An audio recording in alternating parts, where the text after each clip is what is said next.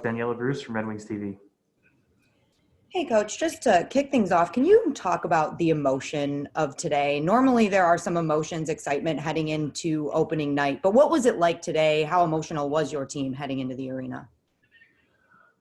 I don't know that it's a whole bunch of outwardly emotion. I would just say that I think guys are just excited, and you can see the excitement level that we get to go out and do what we do, and for me, coach, for the players play, and out against a real good team. So I just think it's excitement level to get going. I think you spend all this time preparing, whether as a player, skating on your own in the summer, skating with groups in the summer, getting into training camp.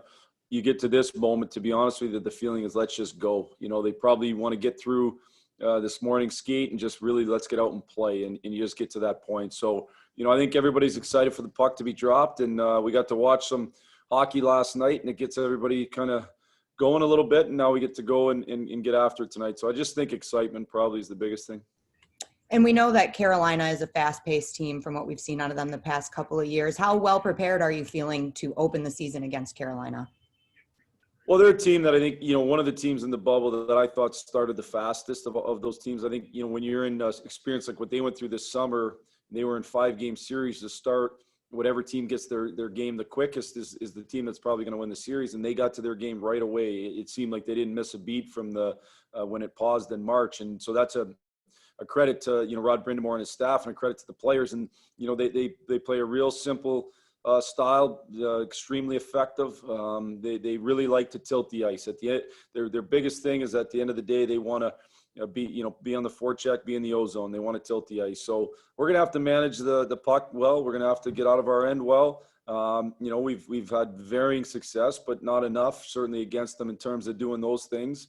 We're going to have to do a good job of that and try to make them defend as much as we can. But they're a really well-coached team. I know they'll be on top of their game right away, and we're going to have to be ready. Thanks, Coach. Good luck tonight. Thank you. Next up, Trevor Thompson from Fox Sports Detroit. Welcome back, Blash, and I'm just wondering how much you and the guys miss the pomp and circumstance that surrounds the season opener. Well, you certainly miss a lot of that. I don't miss seeing you, Trevor. But outside of that, you miss being around the fans, the energy of the fans, the energy and that's created with all that is, the first game of the season.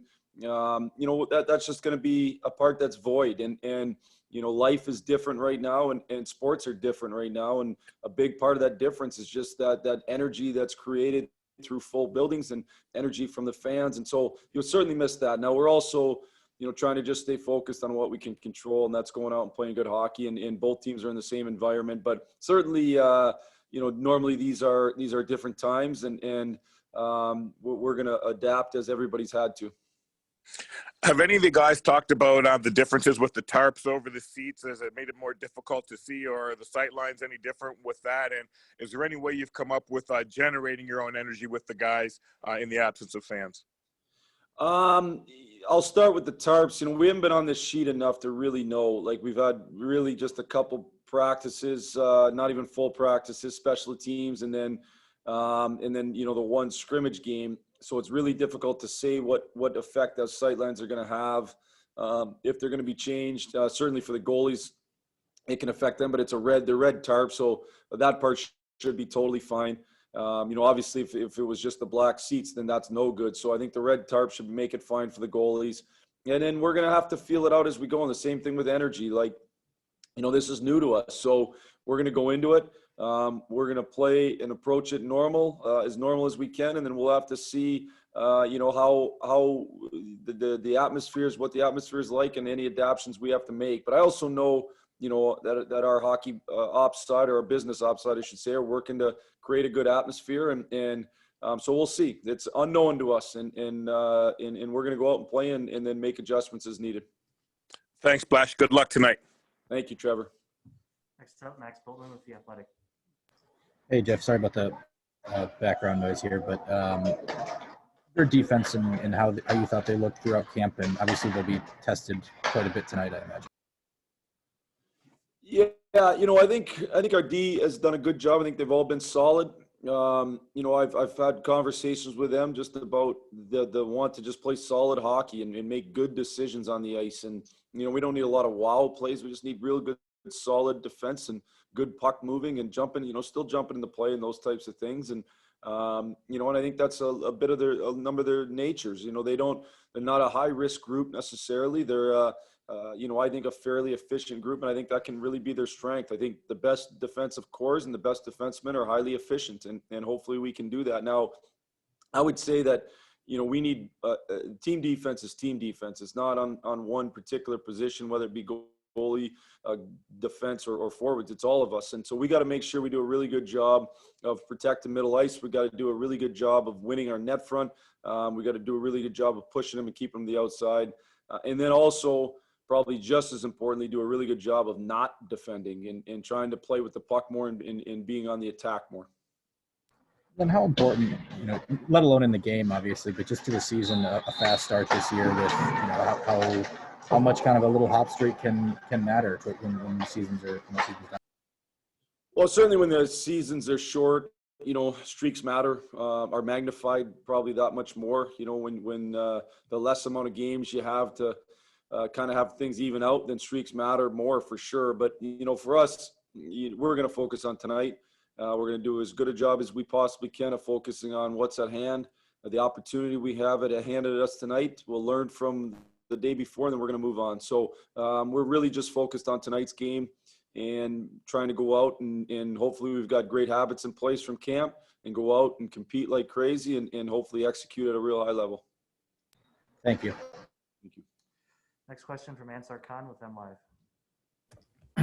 Yeah, hi, Jeff. What were your impressions of John Merrill there on the power play? And for somebody who I don't think is accustomed to playing that role, what are some of the keys, or what are some of the things that you can be looking for him just to have success there? Probably the word I used a little bit ago, efficiency. We don't need, I think a lot of times the guy up top on the power play, he needs to do a really good job of making smart decisions, both bringing the puck up the ice and then distributing it once you're up top. Just making the doesn't need to be, a pass where it beats three guys. Just needs to be the right play at the right time, and then he needs to make sure he's a threat to shoot the puck as well. John has spent time on the power play, just not recently, and he grew up being a power play player. He's got ability, and so he's just got to utilize. He's got a good ability to pass. He's got pretty good poise with the puck, and he can shoot the puck good enough. And so if he can be a shot threat up top and then do a good job distributing the puck, I think he can be an efficient and effective power play guy for us. Thanks. Thank you. Next up, Ted Colfin with the Detroit News. Hey, Jeff, I don't know if you watched any of the games last night, but did you see any trends? I mean, did you think, are we going to see more goals here early on, or what do you think about the I don't know. Yeah. I bounced around the games last night. I watched a number of them, not in totality, but just kind of bouncing around. And I thought the thing that I noticed was everybody was working really hard. Everyone was competing really hard, and everybody's structure wasn't great. And it was a little bit chaotic that way, which might make for a more entertaining game, but probably the coaches don't always love it, and there was a lot of chances given up both ways. So that contributes to more goals. I think the goalie's timing, it's really, really hard for goaltenders to replicate real games. And so goalie's timing sometimes can be the last thing to adjust. In general, I think that teams are able to get to their offensive game quicker than they're able to get to their defensive game. And so I would think early the games will be a little bit like what you saw last night, a little higher scoring, a few more chances. And then as teams get their structure back down and those good winning habits back in place, that part will settle down and it'll be more like what you're accustomed to.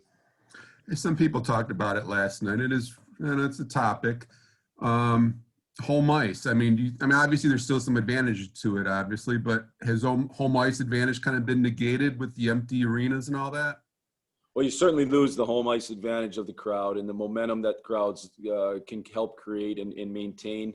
Momentum is still a factor in these games. Going back to when I watched in the bubble this summer to last night, like momentum still really matters. I watched the Montreal-Toronto game, and Montreal was carrying lots of the play in the second, and then it shifted fast, and all of a sudden Toronto was carrying the play. And Some of that was power play, but that's just reality, momentum. So momentum still matters, but certainly, with empty buildings, you lose that momentum gain from the fans. You still have matchups, and matchups do matter enough, especially getting the right defense pair out against the really good, highly skilled forwards. That'll still matter enough, but I do think some of the home ice advantage will be negated. Well, let me just ask, are you hopeful of getting Bobby Ryan here pretty soon or what? Yeah, like everybody else right now, it's day to day, but we're I know you guys saw him skate yesterday, so the more he can get back into real practice, the better chance he can play. The last one, did it feel good going out there this morning? Did it feel different or normal or what? Didn't feel different this morning because I've been going out for practices, and I know this is a pregame skate, but it feels like a practice. So that part didn't feel different. I can tell you, I'm sure it'll feel different tonight. I mean, it's been 11 months. It's been, by this point now, it's, I think, close to 11, right? So maybe 10, whatever it is, it's a long time. And so, it'll be a little bit different tonight, putting a suit on and in coaching a game. But when I say different, I would say different in a positive way and just exciting. Like, we're just really excited to get back to doing what we do. Sounds good. Thanks for this, Jeff. Thank you. We'll wrap up with Larry Leach from the Associated Press. Hi, Jeff. Wondering if you go into the season with a plan on managing your goaltenders. Do you ride with the hot guy or do you alternate to keep them sharp, especially early when they're adjusting? How do you see that playing out? They're both going to play early. I'm not going to necessarily map out a game-by-game plan, although we have that mapped out in our head and behind the scenes. But we'll take it still game by game. But they're both going to go early for sure. I think we've got two really good goalies.